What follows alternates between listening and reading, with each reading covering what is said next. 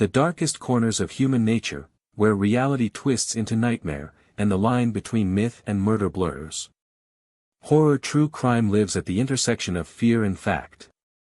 It takes the monsters we whisper about in campfire stories and grounds them in police reports. At 040, a chilling fact, in 1978, the killer clown John Wayne Gacy murdered 33 young men, burying many beneath his own home.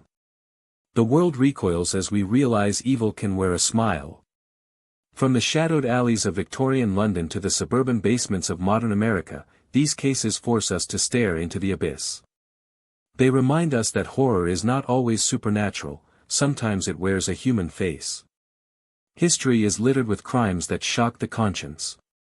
The Black Dahlia mutilation left Elizabeth Short's body severed and posed like a macabre mannequin. The Zodiac killer taunted police with ciphers, claiming dozens of victims while remaining unseen. In Japan, the Osaka school massacre saw a man stab 8 children before setting the building ablaze. Each case pushes the limits of brutality. At 250, expert analysis, forensic psychologists note that such extreme violence often stems from a combination of narcissism, sadism, and a deep-seated need for control. They describe a mindset where victims become objects, and the act itself becomes a ritual. Understanding the mind behind the monster requires looking beyond the act. Many offenders display early signs of cruelty to animals, fire setting, or chronic lying.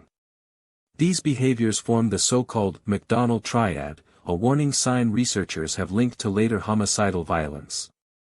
Some perpetrators experience psychotic breaks, hearing voices that command bloodshed. Others are fully aware, calculating each step to maximize terror. At 5 o'clock, disturbing details. In the 1984 murder of the Vampire of Sacramento, Richard Chase drank the blood of his victims and mutilated their organs, believing he needed to prevent his own heart from shrinking. The crime scene resembled a butcher's shop, with organs arranged in bizarre patterns.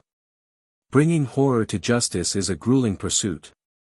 Detectives sift through mountains of evidence, often hampered by the killer's meticulous planning. In the case of the BTK Strangler, Dennis Rader evaded capture for 31 years by sending taunting letters and living a seemingly normal life.